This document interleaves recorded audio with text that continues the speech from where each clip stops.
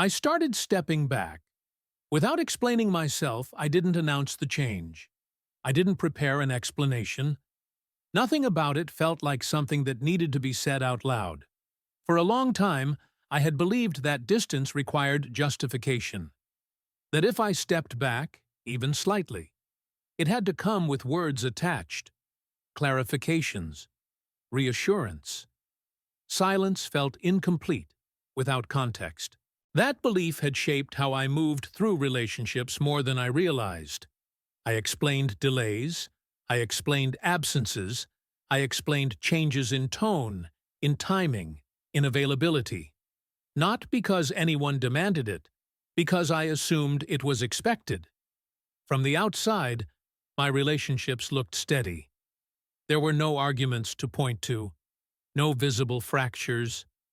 People knew me as consistent, responsive, present. I answered messages quickly. I showed up when invited. I followed through.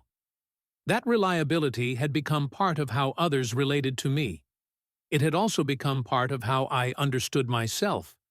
I was the one who didn't disappear, the one who didn't leave things hanging, the one who smoothed transitions. I didn't question that role for a long time. It felt natural. What I didn't see was how often explanation had replaced choice. There were moments when I felt the need to step back before I understood why. A sense that my presence was no longer aligned with my capacity, that I was showing up out of momentum rather than intention. Those moments didn't arrive dramatically. They surfaced quietly. A delayed response that felt relieving instead of stressful. An evening without plans that felt necessary, not indulgent. A conversation I didn't extend past its natural end. Each time, I noticed a familiar reflex, the urge to explain, to send a message clarifying the delay, to justify the space, to reassure the other person that nothing was wrong. That reassurance had become automatic. I would say things like, "I've just been busy. I didn't mean to go quiet. Everything's fine. I just needed a moment." Those words weren't dishonest, but they weren't always necessary. They were habits, formed over time through consistency, not request. I realized that I often explained myself before anyone asked, before anyone noticed. I was preemptively managing other people's perceptions of my absence. That realization stayed with me, not as guilt, as information. I began paying closer attention to the moments when explanation surfaced automatically. Not to stop it, just to observe it. I noticed how quickly silence triggered discomfort. Not because silence itself was problematic, but because I associated it with misinterpretation. I had learned, over time, that absence could be read as withdrawal. That delay could be read as disinterest. So I filled the gaps with words. Words that maintained continuity. Words that preserved stability. But those words also kept me tethered. They made every small adjustment public. Every internal shift something that needed translation. That translation was tiring in ways I hadn't named. I wasn't exhausted by interaction. I was tired of explaining myself into place. There was a subtle pressure in that process, not imposed by others, generated internally, a sense that I needed to remain legible at all times. I didn't consider that I was allowed to be quiet without explanation. That idea hadn't been part of my internal framework. So when I first considered stepping back without saying anything, it felt wrong, incomplete, almost rude. I worried it would create confusion, that people would assume the worst. I worried silence would be interpreted as rejection, or disinterest, or distance that needed to be addressed. Those worries weren't based on evidence. They were based on habit. Habit built from years of being responsive. I had trained others, and myself, to expect continuity. The thought of interrupting that continuity felt disruptive. Still, the impulse to step back kept returning. Not dramatically, persistently. It showed up when I delayed a reply and didn't feel urgency to correct it, when I declined an invitation and didn't rush to reschedule, when I let a conversation end without extending it. Each time, I noticed the same thing. Nothing collapsed. The silence didn't escalate. The absence didn't require repair. Most of the time, nothing happened at all. That was unexpected. I had assumed that explanation was holding something together, that without it, relationships would fray. But they didn't. They adjusted. Sometimes someone followed up later. Sometimes they didn't. Either way, the moment passed. That observation changed how I viewed explanation. It wasn't always communication. Sometimes it was control. Not control over others. Control over how I was perceived. I had been managing impressions rather than relationships. That management had felt responsible, mature, but it also kept me constantly engaged. Even when I needed space, I realized that explanation had become a reflexive response to discomfort. Not discomfort caused by others. Discomfort caused by stepping out of alignment with my own habits. I wasn't used to letting silence exist. I had learned to fill it. Once I saw that, I began experimenting quietly, not announcing anything, not declaring a change, just not explaining. If I responded later, I responded later, without justification. If I declined something, I declined it, without elaboration. If I needed space, I took it, without framing it. The first few times it felt uncomfortable, not externally, internally. I waited for reactions that didn't come, for questions that weren't asked. I noticed how often I anticipated responses that never materialized. That anticipation had been doing a lot of work. Letting go of explanation felt like releasing tension I hadn't known I was carrying. I wasn't withholding information. I was withholding unnecessary narration. The difference mattered. I realized that much of my explaining had been aimed at maintaining equilibrium. Not because equilibrium was threatened, because I was used to maintaining it. That maintenance had become part of my identity. Letting go of it felt like stepping into unfamiliar territory. I wasn't used to trusting that things could remain stable without my constant input. But they did. Conversations resumed naturally. Plans reformed. Connections continued. The people who mattered adjusted without difficulty. The ones who needed constant explanation faded slightly into the background. That wasn't a loss. It was clarification. I didn't label it that way at the time. I simply noticed the shift. I became more attentive to how much energy explanation consumed. Not in big moments, in small ones. The follow-up messages, the extra sentences, the emotional cushioning. Removing those elements created space, not distance, space. I was still present, still reachable, just not narrating every movement. That distinction felt important. It allowed me to remain connected without being constantly exposed. I wasn't hiding. I was pacing myself. That pacing changed how I experienced my own time. Moments felt less interrupted.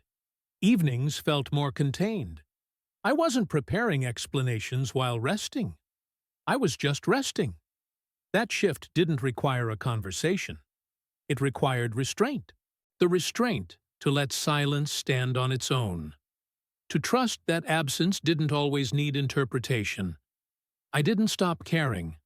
I didn't withdraw emotionally.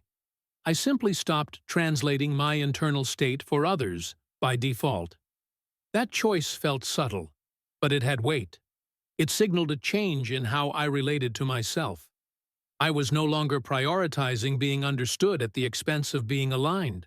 That alignment wasn't dramatic. It was quiet, and it stayed. Once I stopped explaining myself automatically, I became more aware of how often I had been narrating my life in real time. Not in obvious ways, in small, habitual ones. a message to soften a delay, a sentence added to reassure, a clarification offered before anyone seemed confused. Those additions had once felt harmless, even considerate. But without them, something became clear. They hadn't been for others as much as I thought. They had been for me. They had helped me manage my own discomfort with pause and distance. They had allowed me to remain visible, even when I needed space. Removing them didn't make me invisible. It made me quieter. And quiet felt unfamiliar at first. I noticed how much of my attention had been oriented outward, monitoring reactions, anticipating interpretations. Without constant explanation, that monitoring loosened. I wasn't scanning for misunderstanding anymore. I wasn't preemptively correcting narratives that hadn't formed. That shift freed mental space.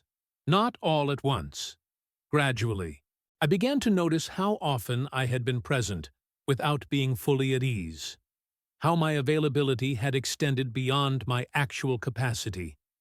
I wasn't resentful about it, just aware.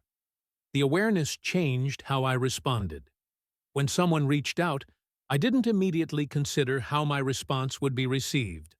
I considered whether I was ready to respond. That internal check was new. It didn't mean I always delayed. Sometimes the answer was still immediate. But when it wasn't, I let that be. I didn't frame the delay. I didn't soften it with explanation.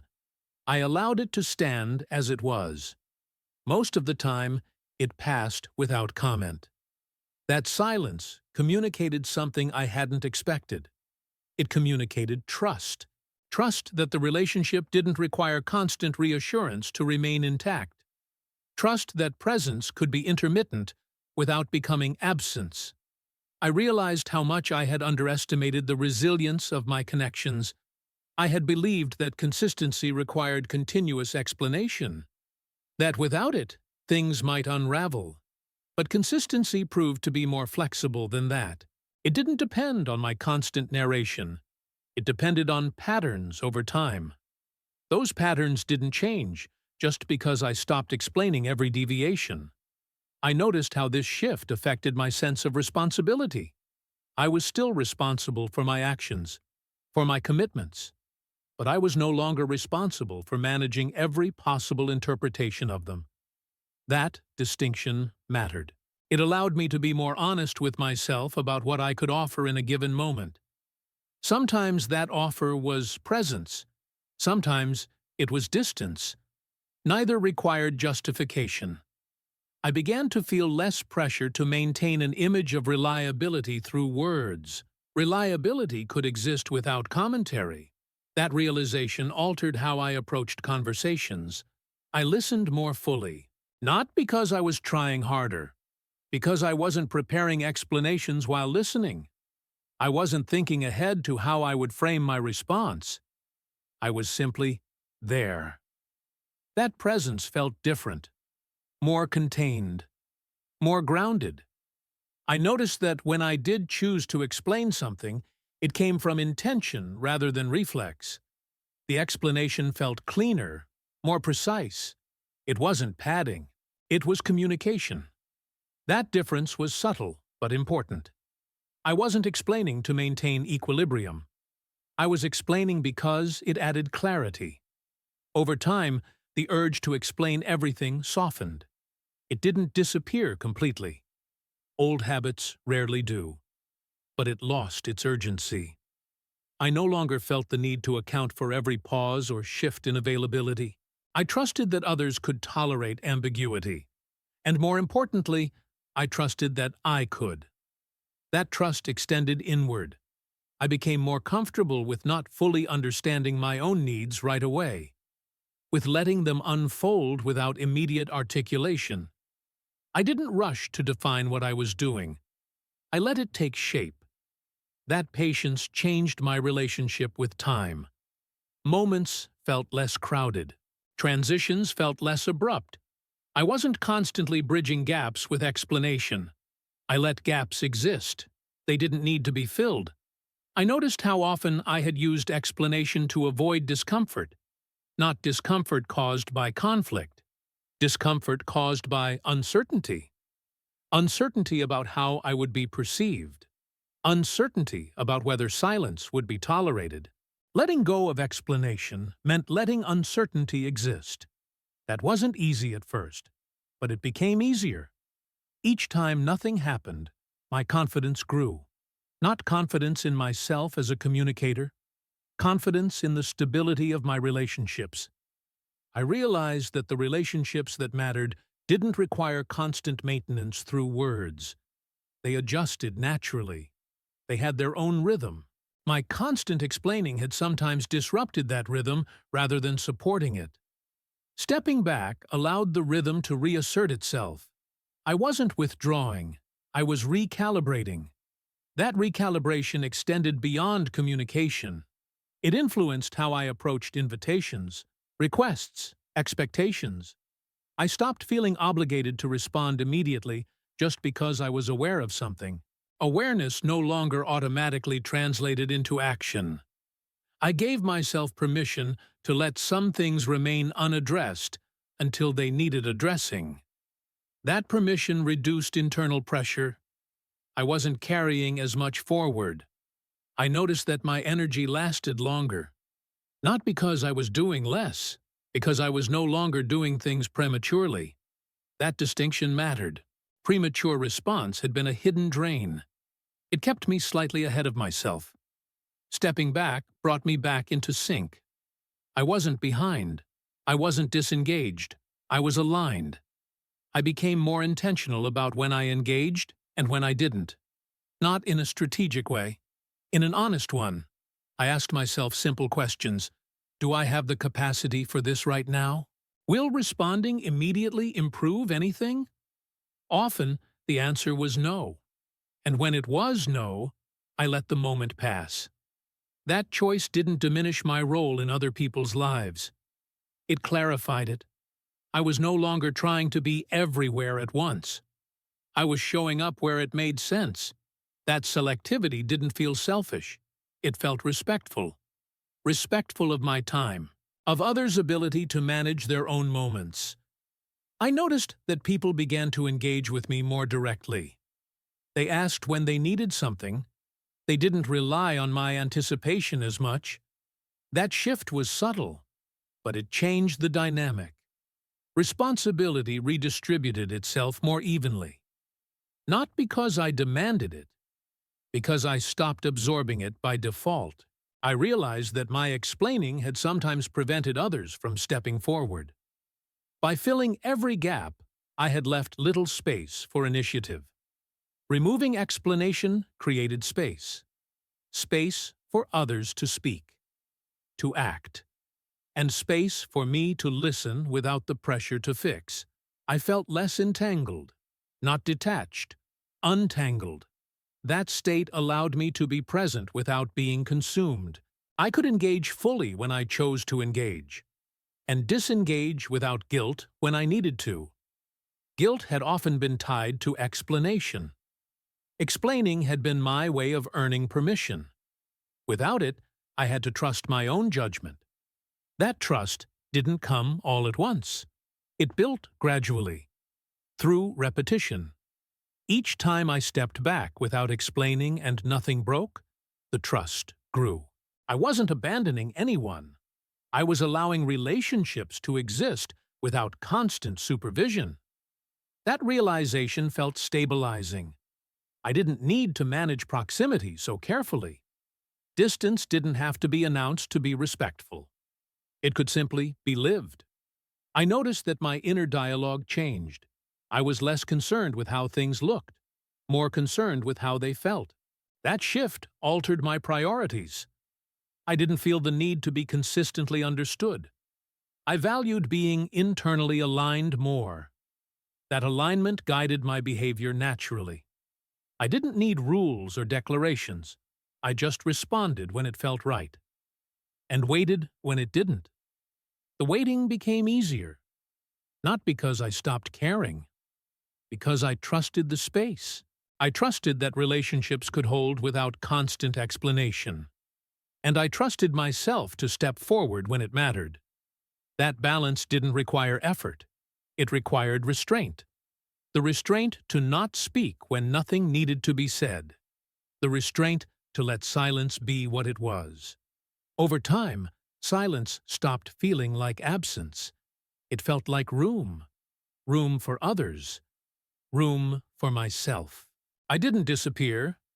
I became more precise. I showed up with intention rather than habit. That precision changed the quality of my presence. It felt calmer, more grounded. I wasn't stretched thin by constant communication. I wasn't managing impressions. I was simply there. That simplicity was new, and it stayed.